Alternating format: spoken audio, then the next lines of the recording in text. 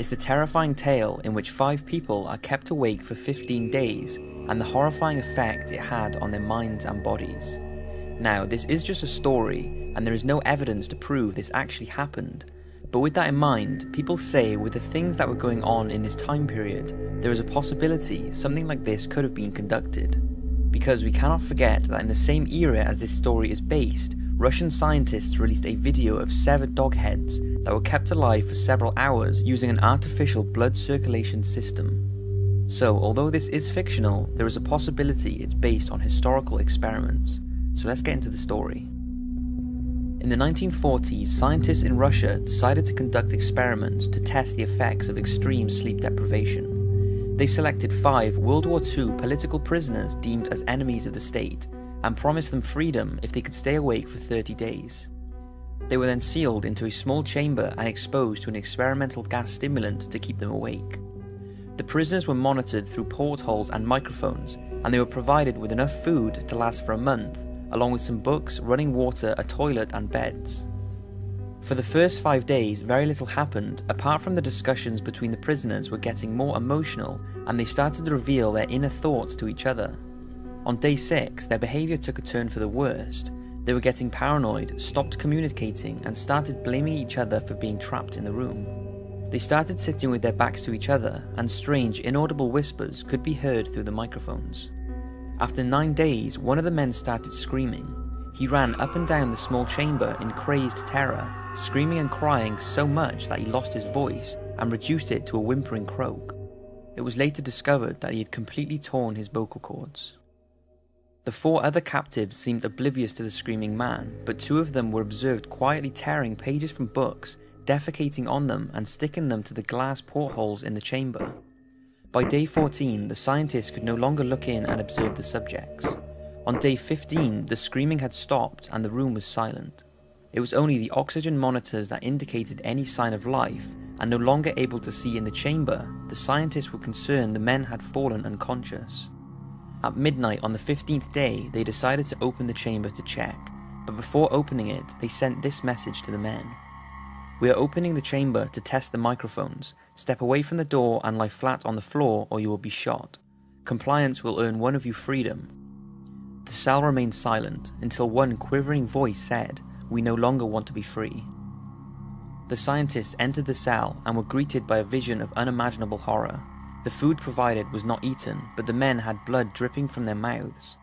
Each of them had chunks of flesh and sinew ripped from their bodies, and there were indications from the destruction of flesh and exposed bones on their fingertips that these horrific wounds had been self-inflicted, not by teeth but by the subject's bare hands. They had been eating themselves.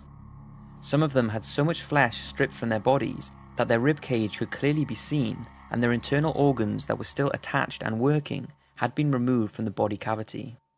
The subjects were still unsilent, but when the scientists turned off the gas, it sent them into a frenzy. They attacked the scientists and guards with such strength that one of the security guards who tried to stop the attacks died after having his testicles ripped out with the bare hands of one of the subjects.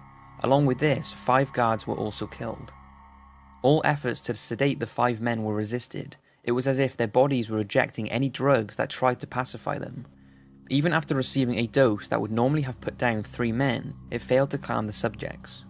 In the frenzied violence that followed, 2 of the subjects succumbed to their horrific self-inflicted wounds.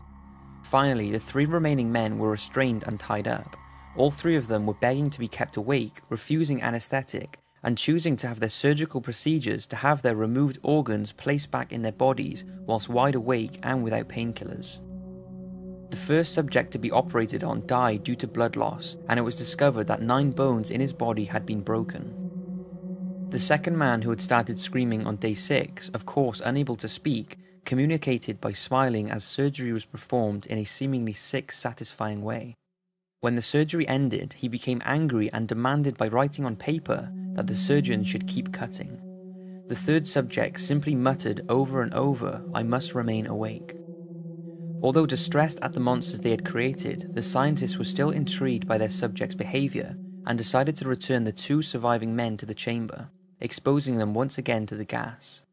Only one made it back to the chamber though, the other fell asleep and passed away. The final surviving subject grew impatient, demanding he be returned to the chamber immediately. he broke free from his restraints and grabbed one of the guarding soldiers' guns, shooting 2 of the scientists in the head. He was overpowered, and before more damage could be done, one of the scientists grabbed the gun and pointed it at the subject.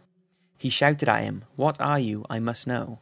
The subject replied, "Have you forgotten so easily? We are you.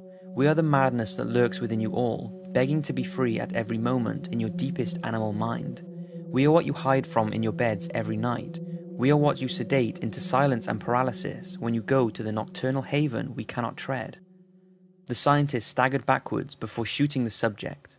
As he lay dying on the floor, he spluttered his last words, "So nearly free." So, that is the Russian sleep experiment. Like I said, this is just a fictional story, but it's possible that it could have been influenced by historical events.